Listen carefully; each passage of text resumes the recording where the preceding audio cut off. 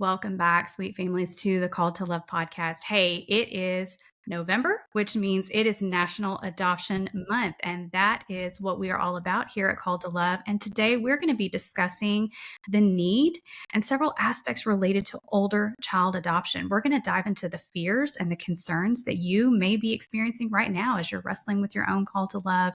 And we're just going to dive into the how.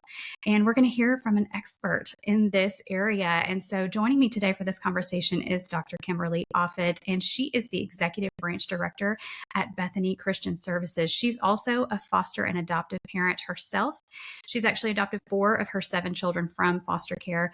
And her heart and her belief is that every child and family deserves to be safe, loved, and connected. I love that. Kim, thank you so much for being here. It's my honor to have you as a guest today. Thank you, Summer, for the invitation. Absolutely. So I always love our listeners. You and I talked about this a little bit before we went live on this recording today. We're a family around here, and we are learning together as Christian foster and adoptive parents. I never boast that I have all the answers, and that is why I love to get to do what I do, to learn from my guests and people like yourself. But I love for our listeners to get to know our guests just on a personal level. So would you just begin by sharing with us a little bit about your family and then your work in adoption and foster care? Oh, I'll be happy to. Now, Summer, I'm going to warn you, I tell stories. I love to tell stories. My life is full of stories. Bring So it if on. you need to interrupt me, please feel free to do so. No, girl, you do it. Thank you. But my journey with Bethany Christian Services started 21 years ago.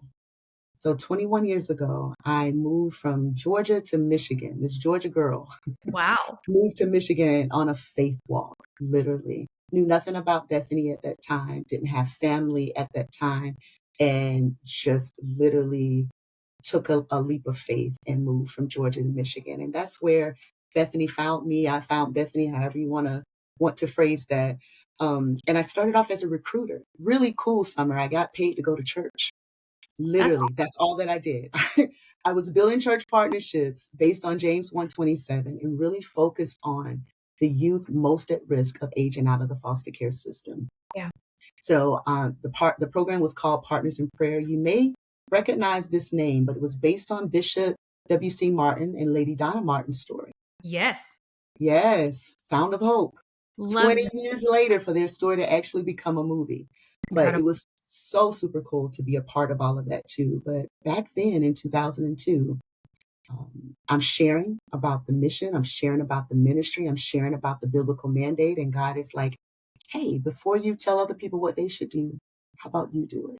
Yep. And that was the beginning of my journey. My husband and I actually knew that one day we would adopt. We expected to adopt a little person.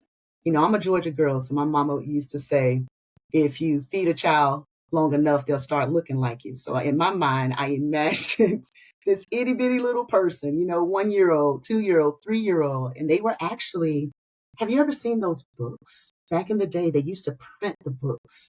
In Michigan, we had the Michigan Adoption Resource Exchange. So the exchange that had the longest waiting children, they were actually printed in a book. Wow. And so back then, they still printed the books. They don't do that anymore because they're outdated as soon as they're printed. Yeah. A child gets added or taken away. But back then, they were printed, and I would flip through the book. I was doing child-specific recruitment. And so I would flip through to specifically recruit for one of these young people that were photo listed in the book. And there were 2 1-year-olds. And because I didn't know about adoption in the state of Michigan, I went and asked a coworker, could I adopt 2 children who aren't siblings at the same time? But I was covering the face of this 8-year-old little boy. And as I was showing her the book, and she kept asking me, why are you covering this baby's face? And I told her, I don't know why. I can't look at him. Every time I look at him, I want to cry. Oh, wow. And she said, well, maybe he's the one you need to be calling about. Yep. He was the first child to call me mom. Okay. So many stories in there. But he was 8 at the time, 9 by the time he joined our family. My husband and I were 25 and 23. Babies. We were babies. But he was the first child to call me mom. Today, I have 4 children. He's 29 now. He was 9 when we adopted. So he's 29 now. I have a 30-year-old, 29-year-old, 27-year-old, 20-year-old. Those are children of my heart. And then we have a 19-year-old, 13-year-old, and 7-year old he's 8 now, that I actually gave birth to, and 6 grandbabies in there. So many more stories in there, Summer, but I'm a pause there. I'm so curious. What a beautiful story. That is so incredible. And I mean, you're just obviously a wealth of experience and wisdom when it comes to this. And I can just feel your heart as you're sharing that story. And I'm like, I want to know more. And I love that you talk about just that church-based recruitment. That's what I do Mhm. too for my other big girl job. And so that is near and dear to my heart as well. And one of the hardest conversations that we do have with families is this idea of older waiting children who are ready for adoption. They are waiting for that forever family.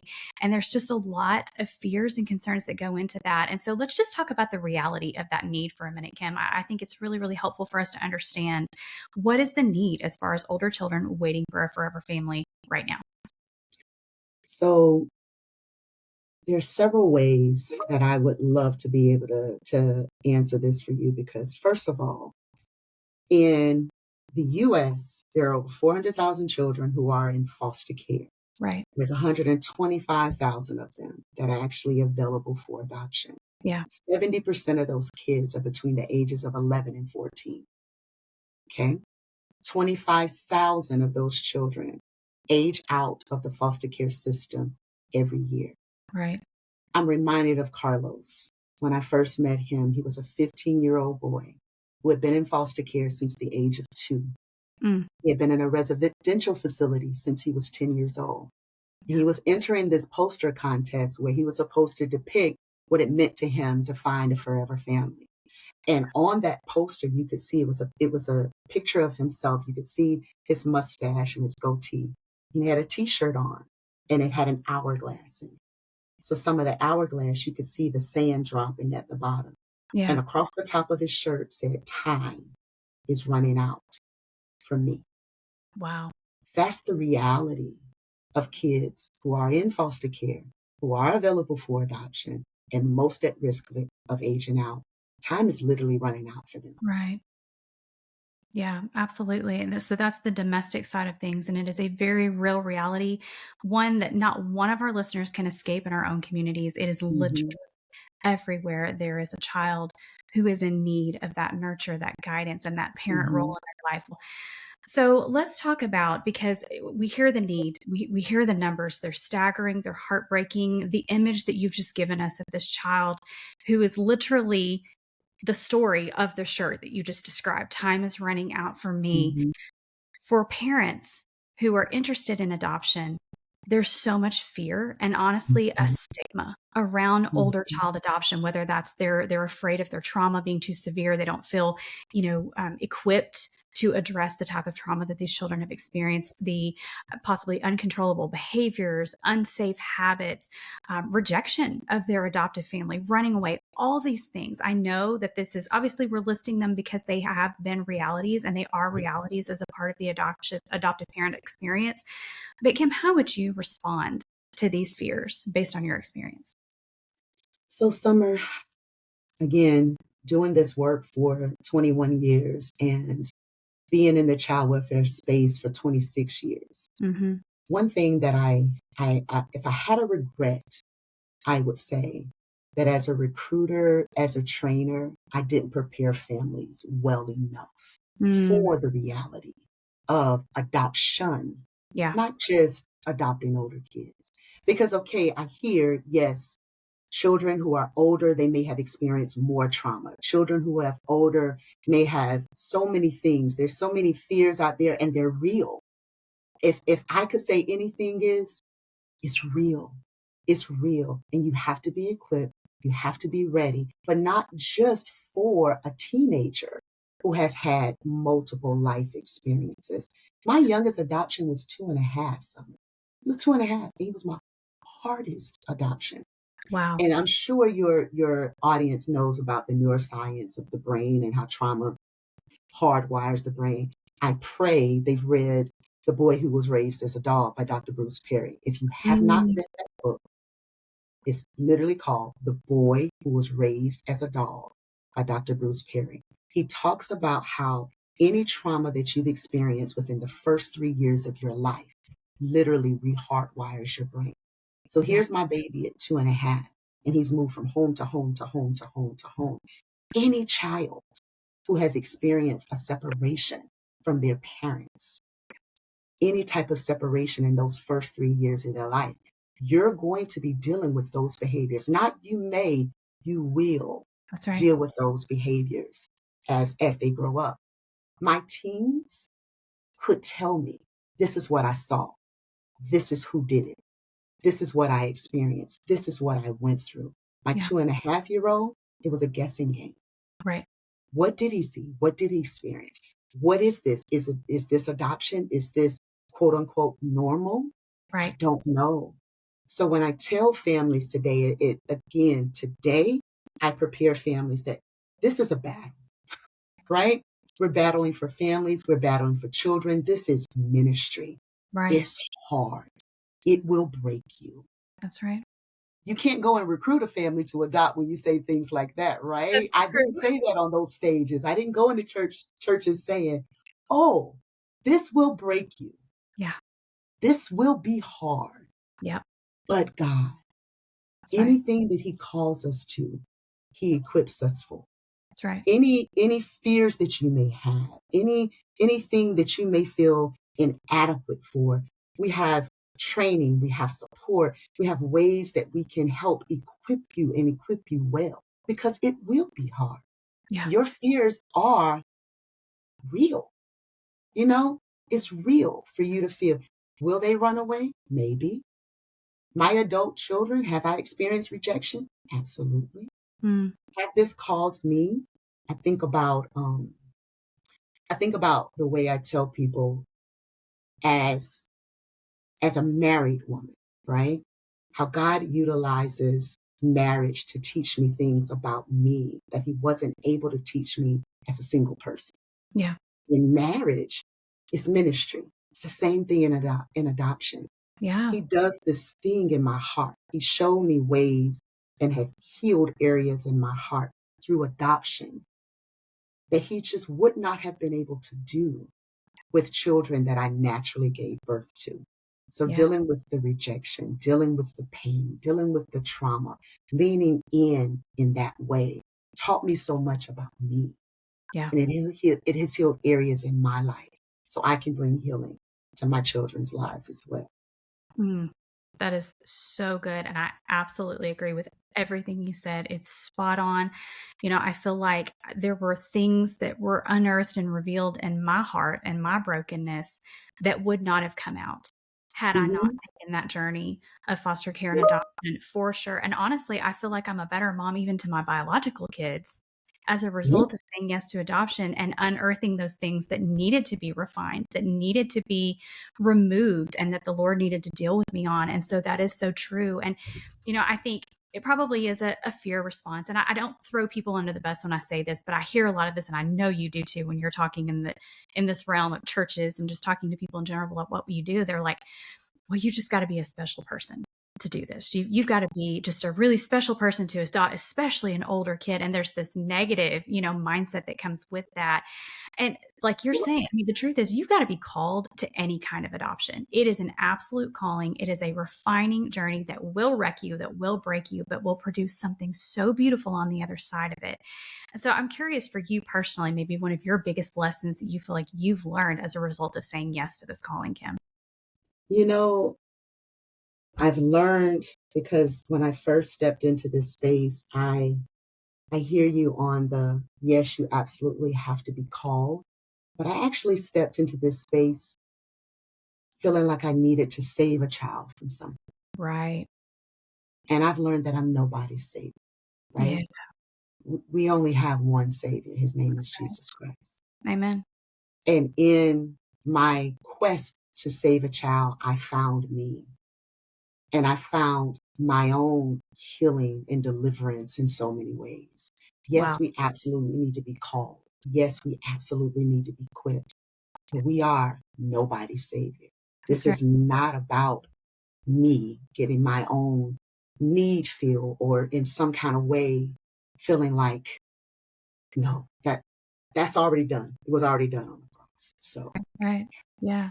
Oh, that's such a good word. I mean, it makes me tear up even hearing you say that and just giving me chills because it's such an important reminder that we are nobodies who have been so Mhm, privileged to be called up and called out and saved by grace. And so just mhm. be able to walk alongside another human, another image bearer of Christ, who has Right. experienced something different, who has experienced a brokenness that we can't fully comprehend, but we get the privilege, and I use this term a lot, of stewarding.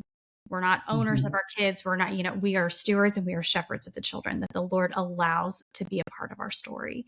And that's such a healthy perspective as we go into the hard things and as we need reminding on the hard days where we just feel like we can't put another foot in front of the other. And we're dealing with all of the difficult things, the big behaviors, the rejection, the trauma, all of that.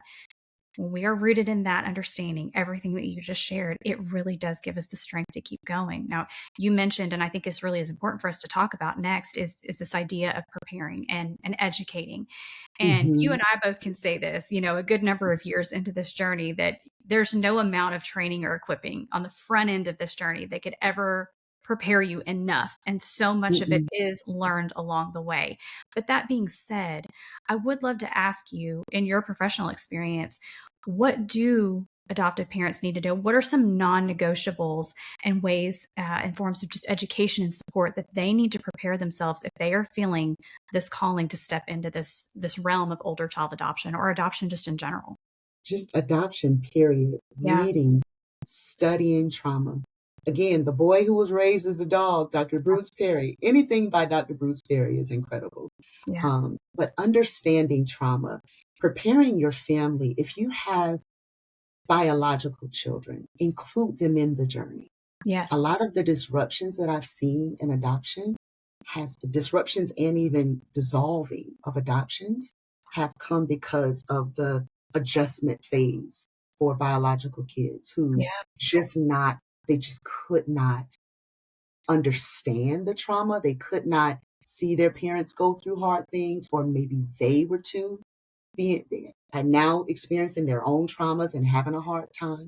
So include your biological kids. Everyone prepare and understand trauma. Research your schools, making sure that, the school setting, you're having the right type of education for like emotional impairment or whatever that is. yeah, Identifying a trauma therapist. A trauma informed therapist is critical for your kids and for you. right. Getting counseling yourself, being able to have, especially, and I'm saying especially mainly because I'm married, but especially with your husband, ensuring that you both are in therapy, because this work can impact so much of your life. I'm Right. not only an adoptive mom and I actually do this work. So many levels, I have so many hats on, and Yeah. I wasn't prepared for the way that it could impact my marriage. Yeah. No one talked about that in training, Right. right? When you sign up to be a foster and adoptive parent, no one says this could cause you to really question life, Yes. right? Yeah. So being sure that you and your spouse are in therapy, doing all the trauma informed stuff, your therapist, researching all the things, equipping your extended family, Yeah. preparing them, talking to your church, getting your crew together now. Hmm. There's nothing that you can do pre-adoption that will, there's nothing. I'm trying to phrase this. Do everything now, Yeah. That's good. because it's a school of what not to do once the child comes. They're going to teach you a whole bunch of things once the child So is in true. the home.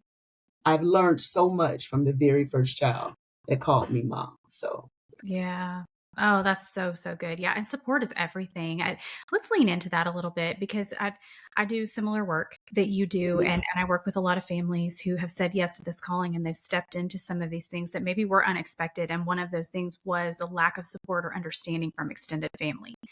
And mhm, so there's this fine balance between the biblical mandate to honor your mother and father, right? And something that we want to do, or extended family, whatever that looks like. We want to honor everyone that's involved in our lives as family, but also be obedient to the individual calling that we have in our mhm. own immediate families. And so, what does that balance look like for you? Or what word of encouragement would you offer, Kim, when it comes to family who's not fully on board, who doesn't fully support or understand? They just want to see, their grandkids parented the old fashioned way without understanding fully of trauma, all the things. How would you speak into that for us? That's a really good question. It's a very real issue with some of my families that I'm really near and dear to right now. And so I'm like, what do you think about this? Hmm.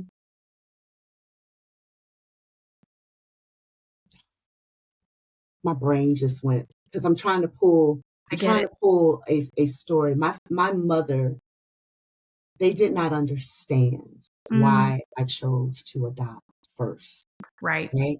They questioned, well, can't you have your own Yes. kids? And I'm doing the your Yeah. own kids. Yeah. And I'm like, I had to explain to them that this was a calling. This is I know that I know that I know, just like I know that I'm a Black woman. Yeah. This is what I'm supposed to do. Right. And how they can support me is by praying for me, number one, Yeah. helping me at, by walking alongside me and my children, loving my kids, the ones that I gave birth to and the ones that are children of my heart, Yeah. the same. I know that is a challenge for families as well. That's my grandchild. And well, that's my grandchild too, Yeah. kind of a thing. Um, Feel free to chop any of this up because I'm winging it. I It's don't. beautiful. I love it. It's so applicable. Go. You're good. Yeah.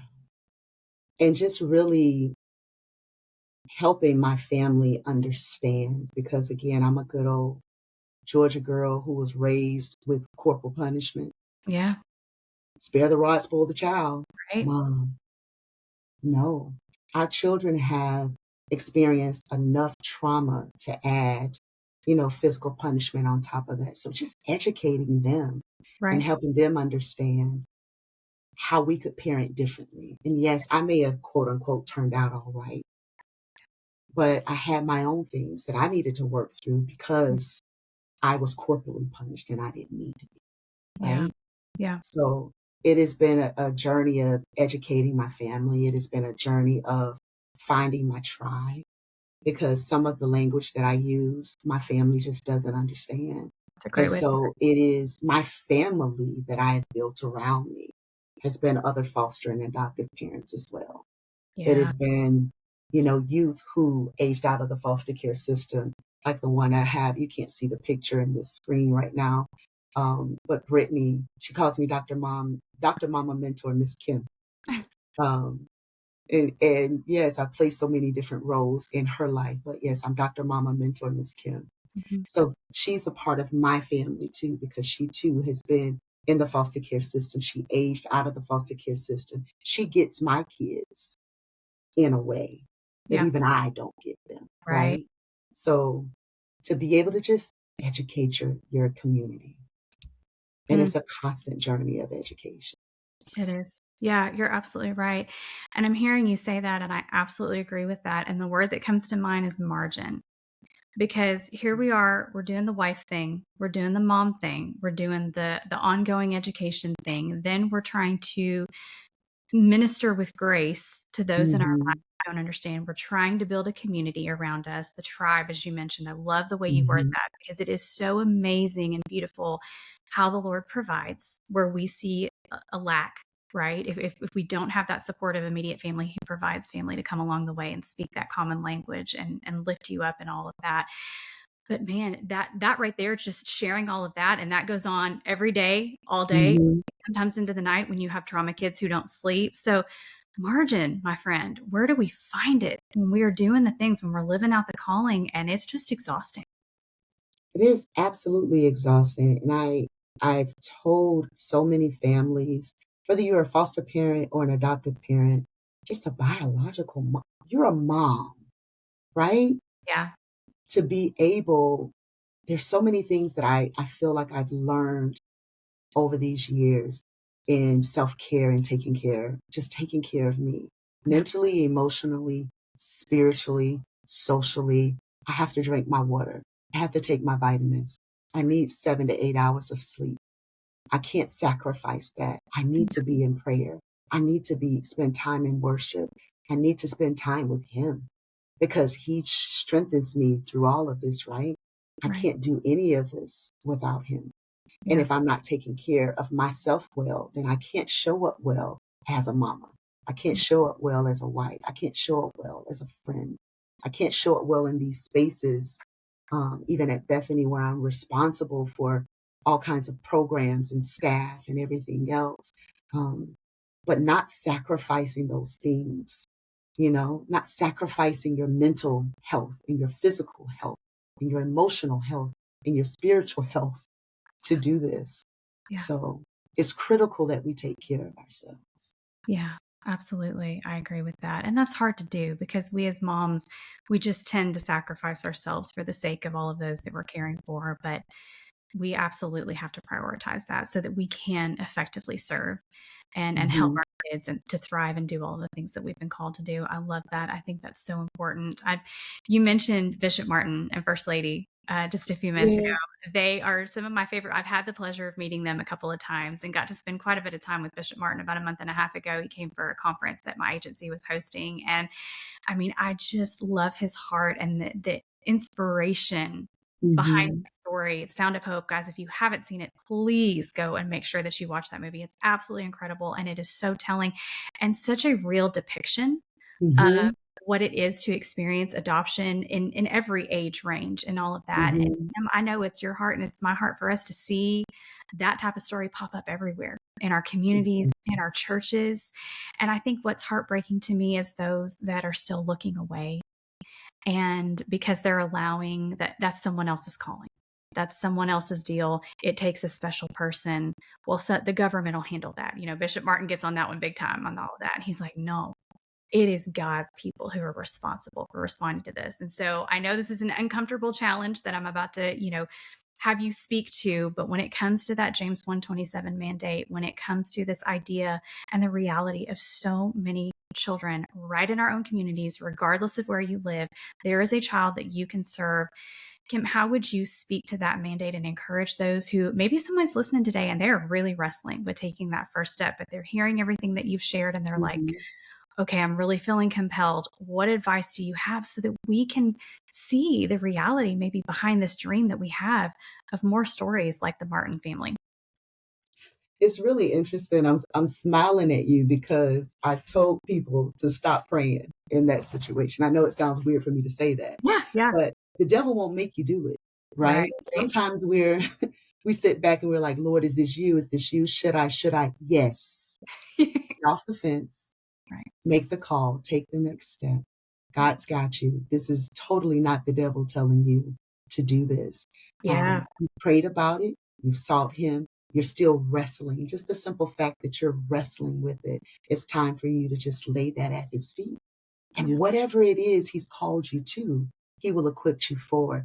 And I Right. say it that way because everyone is not called to be a foster parent or to adopt, Right. but he may simply be calling you to say yes to walking alongside foster and adoptive parents. That's He right. may be calling you to use your time, your resources, your talent to support organizations who have foster care and have adoption programs.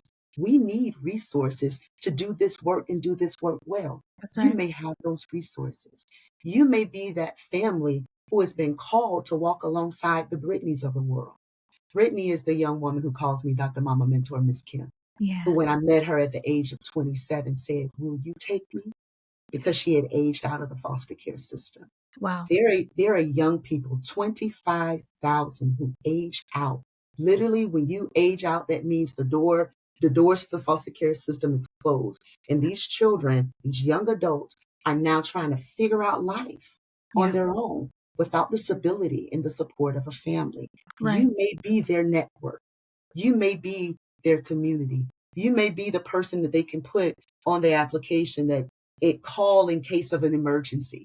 Yeah. You know, young people who age out of the foster care system don't know who to put in those spots. Right. They need help in navigating, going to college or getting my own apartment or buying a car or bank accounts and going to school. What's going to happen when the dorms close?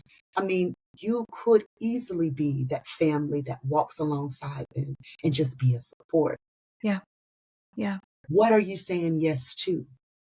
Just say yes and let's figure it out, right? God's got you in all of this. Yes. Amen. Absolutely. And you're right. It's not a one answer for everybody type of call. Mhm. It really is so multifaceted, and the need is so tremendous that to see the body of Christ step up and step into some area of this ministry will be just an incredible blessing to so many children, ultimately with the goal of pointing them to Christ, right? And his Absolutely. the fact that he is the answer to their brokenness and the path toward healing. And so I love that you share that. And I want to see churches call up people who will come and walk alongside kids who have aged out, to be that safe place they can go for the holidays, to be that mentor type relationship, to see Mhm. foster and adoptive families supported in the churches so that they know that they are not navigating this alone. And I mean, there's just so many other things. And we've talked about it from time to time on the show as well. But I just love hearing you from your experience and the work that you do, just reiterate all of that. And so, guys, I know you love her, Dr. Kimberly Offutt. I am so grateful for the work that you're doing, my friend. I want to make sure that our listeners can connect with you further and learn from you more. How can they do that? Absolutely. To reach us, 1-800-BETHANY or bethany.org. Fantastic. Okay. I'm going to make sure and have that information as well as the book that you've referenced a couple of times in today's conversation. And we did an episode several months back where it was called Safeguarding What is Sacred. And that is speaking specifically to what you were talking about, Kim, related to marriage and protecting that Mm. marriage relationship. And so I'm going to have that link in today's show notes as well if you want to refer back to that and just kind of add to your arsenal of things and knowledge as you educate yourself along the way and as you prepare. I love what you shared today, Kim, about preparing as much as you can right now before that child enters your home, because it is quite the ride once that happens, and it's Oh, yeah. beautiful, and we want to see more and more families step up and say yes to that. So here, as we focus on adoption here in November, I am so grateful to have had this conversation with you, Kim. It has been such a pleasure. Thank you for being my guest today. Thank you so much. This has been a joy.